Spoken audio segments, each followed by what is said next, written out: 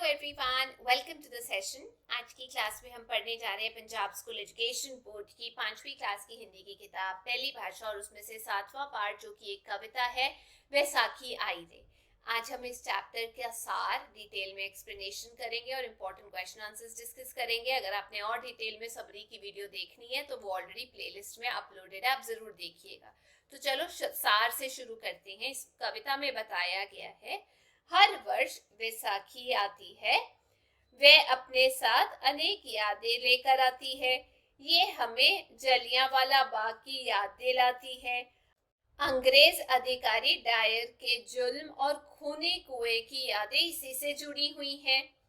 आजादी के अधिकार को पाने के लिए इसी दिन बच्चों, युवकों और बूढ़ों ने अपने सीने पर गोलियां खाई थी। इसी दिन ही तो गुरु गोबिंद सिंह जी ने खालसा पंथ की स्थापना की थी।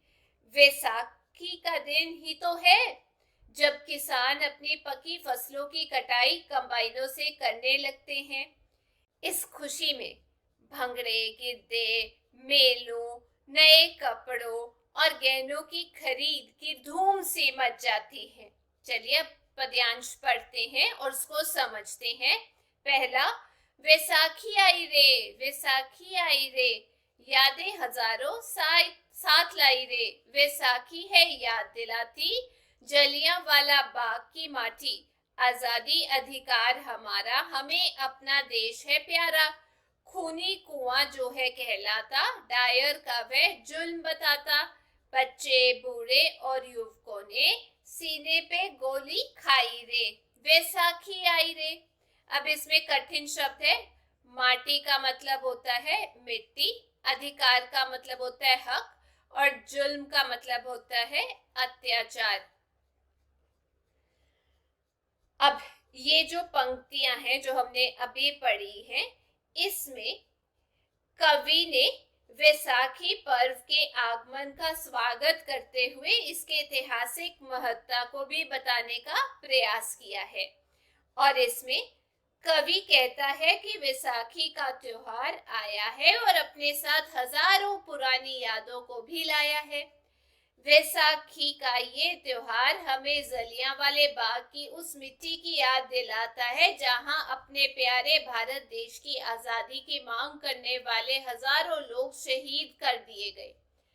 याद आता है वे शहीदी कुआं जहां जनरल डायर की गोलियों से बचने के लिए हजारों लोग कुएं में कूदकर जान गंवा बैठे थे। वैसाखी वाले दिन याद आता है जब बच्चों, बूढ़ों और जवानों ने देश को आजाद करवाने के लिए अपने सीने पर गोलियां तक खाई थी। मतलब कवि ने इन पद में उल्लास में त्योहार वैसाखी के अवसर पर उसकी ऐतिहासिक महत्ता को भी दर्शाया है। आगे है दूसरा स्टेंजा। कैसे भुलाएं सन 1699 की वो वैसाखी, कलगीधर दशमेश पिता ने करने को जब धर्म की राखी। पंथ खालसा सिरजन हेतु बना आनंदपुर साखी। अमृत छकाकर सिंह सजाकर जन जन की चेतना जगाई रे। वैसाखी आई रे।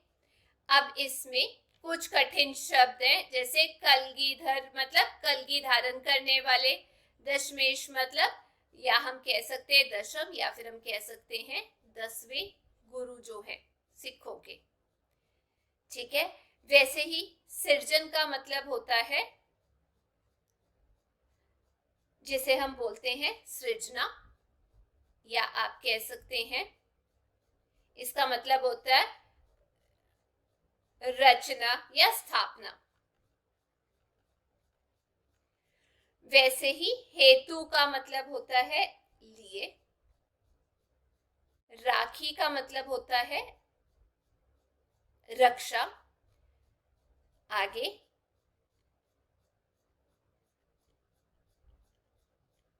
साखी का मतलब साक्षी, गवाह या प्रमाण। और वैसे ही छकाकर मतलब पिलाकर। अब ये जो पंक्तियां हमने पढ़ी हैं, जो आपको भी मैंने बताई हैं, इसमें कवि ने वैसाखी पर्व के आगमन का स्वागत करते हुए इसकी ऐतिहासिक महत्ता को भी बताया है। और इसमें कवि कहता है कि हमें कैसे भूल सकते हैं सन 1699 का वैसाखी वाला वह दिन जब कलगीधर दशम गुरु श्री गुरु गोबिंद सिंह जी ने धर्म की रक्षा के लिए आनंदपुर साहिब में खालसा पंथ की सृजना की थी, स्थापना की थी। आनंदपुर साहिब इस बात का प्रत्यक्ष साक्षी है जब अमृत पिलाकर पान सिंह सजाकर जन जन में एक नई चेतना जगाई थी। मतलब ये कि वैसाखी पर्व की ऐतिहासिक महत्ता बताते हुए खालसा पंथ की स्थापना के बारे में बताया है। आगे, खत्म हुई फसलों की राखी, देख ले जट्टा आई वैसाखी, कंबाइनों से फसल कटी है, मंडी में वह आन बिकी है, धूम मची है अब मेलों की, भंगड़े गिद्दे और खेलों की, कपड़े लत्ते और गहनों की खरीदारी ने धूम मचाई रे, वैसाखी आई रे। अब इसमें कठिन शब्द जो हैं उसमें से सबसे पहला जो शब्द है वो शायद आप लोगों को बहुत अच्छे से पता होगा, खत्म, जिसका मतलब होता है समाप्त हो जाना।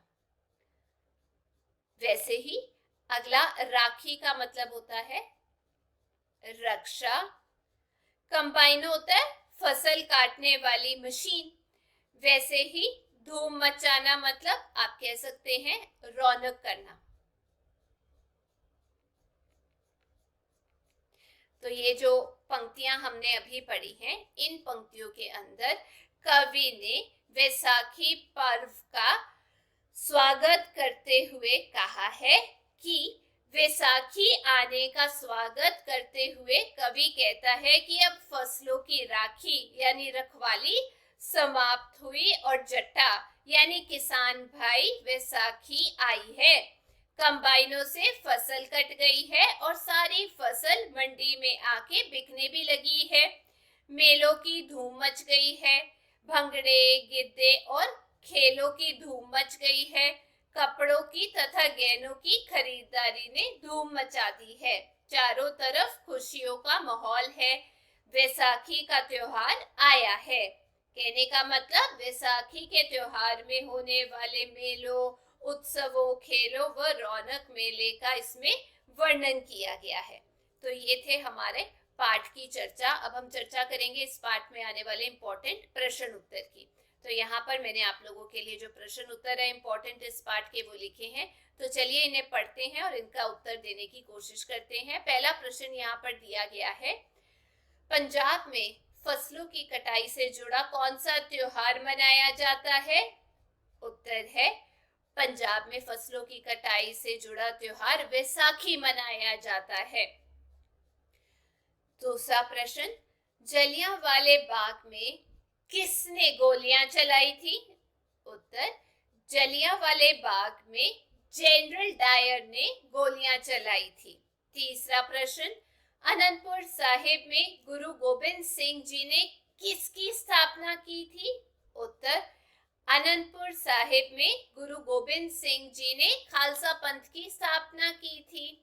चौथा प्रश्न, वैसाखी पर किसान अपनी खुशी कैसे प्रकट करता है? उत्तर, वैसाखी पर किसान भंगड़ा करके, गहनों, कपड़ों आदि की खरीदारी करके अपनी खुशी प्रकट करता है। अगला पांचवा, पंजाब में वैसाखी पर कौन सा गीत गाया जाता है? उत्तर, पंजाब में वैसाखी पर गाया जाने वाला गीत है, कनका दी मुक गई राखी ओ जट्टा आई वैसाखी।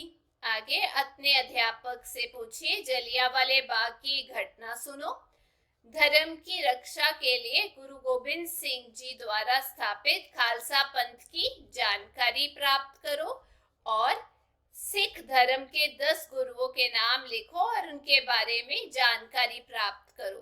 तो पहले दूसरे जो प्रश्न है वो आप अपने अध्यापक से चर्चा कर सकते हैं। और मैंने तीसरे प्रश्न का यहाँ पर जो उत्तर है वो लिखा है, सिख धर्म के 10 गुरुओं के नाम है श्री गुरु नानक देव जी, श्री गुरु अंगद देव जी, श्री गुरु अमरदास जी, श्री गुरु रामदास जी, श्री गुरु अर्जन देव जी, श्री गुरु हरि गोबिंद जी, श्री गुरु हरि राय जी, श्री गुरु हरि कृष्ण जी, श्री गुरु तेग बहादुर जी, श्री गुरु गोबिंद सिंह जी।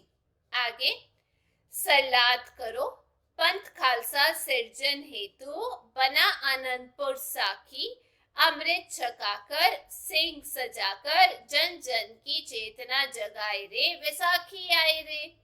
तो कवि कहता है कि हम कैसे भूल सकते हैं कि सन 1699 का वैसाखी वाला वह दिन जब कलगीधर दशम गुरु श्री गुरु गोबिंद सिंह जी ने धर्म की रक्षा के लिए आनंदपुर साहिब में खालसा पंथ की सिर्जना की थी। आनंदपुर साहिब इस बात का प्रत्यक्ष साक्षी है जब अमृत पिलाकर 5 सिंह सजाकर जन जन में एक नई चेतना जगाई थी। आगे, वैसाखी पर लगने वाले मेले का आनंद ले। अपनी डायरी में लिखे आपने वैसाखी का त्योहार कैसे मनाया। मैंने यहाँ उत्तर लिखा है। कवि कहता है कि वैसाखी का त्योहार आया है और अपने साथ हजारों पुरानी यादों को भी लाया है।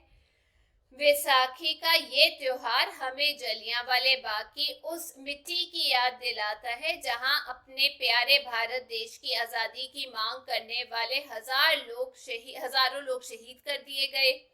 याद आता है वह शहीदी कुआं जहां जनरल डायर की गोलियों से बचने के लिए हजारों लोग कुएं में कूदकर जान गंवा बैठे। वैसाखी वाले दिन याद आता है जब बच्चों, बूढ़ों और जवानों ने देश को आजाद करवाने के लिए अपने सीने पर गोलियां खाई थी। आगे है योग्यता विस्तार। जलियांवाला बाग अमृतसर में स्थित है। 13 अप्रैल सन 1919 को इस बाग में एक सभा का आयोजन किया गया था। जब लोग अपने नेताओं के विचार सुन रहे थे, तभी एक अंग्रेज अफसर जनरल डायर अपनी सशस्त्र सेना के साथ बाग में दाखिल हुआ और उसने फौज को गोलियां चलाने का आदेश दिया। उन्होंने चीखते चिल्लाते, भागते हुए, दीवारों पर चढ़ते हुए, कूदते हुए निहत्थे लोगों को निशाना बनाया। देश की स्वाधीनता के लिए हजारों की संख्या में लोग शहीद हुए।